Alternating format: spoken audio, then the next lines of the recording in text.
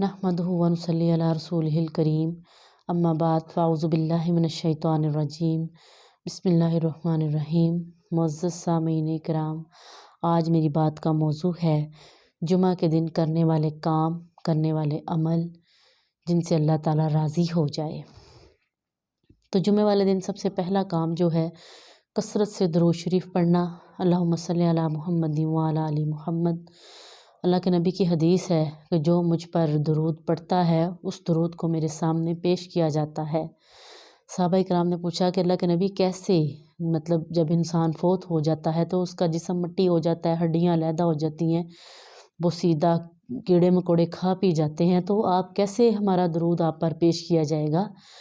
तो अल्लाह के नबी ने फरमाया कि नबियों पर ज़मीन की मिट्टी हराम है, यानी पूरी कायनात में अंबियाई किराम ऐसे हैं जिनका जिस्म बिल्कुल महफूज रहेगा, उसको कोई कीड़ा चींटी नहीं काटेगी और ना ही वो बोसीदा होंगे।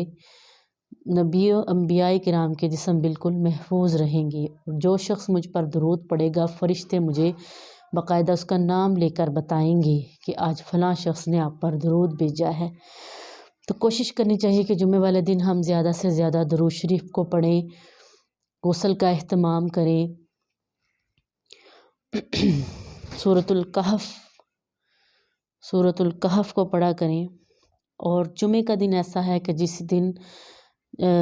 दिन अल्लाह ताला सब लोगों को उठाएंगे, क़यामत भी जुमे वाले दिन ही कायम होगी। सूरत कहफ पढ़ना, यानी एक जुमे में अगर आप सूरत कहफ पढ़ते हैं तो वो अगले जुमे तक आपके लिए क्या करती है, नूर पैदा कर देती है। आपका इसको पढ़ना, इस पर अमल करना अगले जुमे तक के लिए रोशनी बन जाता है, नूर बन जाता है।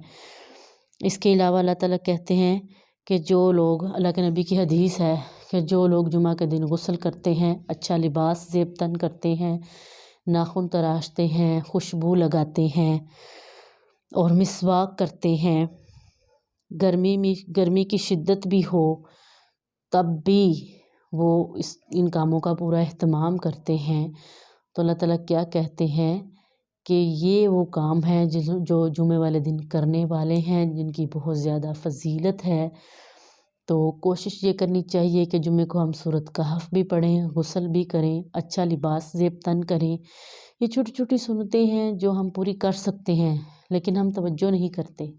अगर हम इन पर थोड़ी सी तवज्जो करें तो हम इंशाअल्लाह इस दिन को अच्छा बना सकते हैं। कोशिश किया करें कि अल्लाह के नबी पर ज़्यादा से ज़्यादा दुरूद भेजें और मिसवाक करें, गुस्ल करें, नाखून तराशें। अपने बच्चों में भी इन छोटी छोटी बातों को बताएं ताकि वो भी इन पर अमल करें।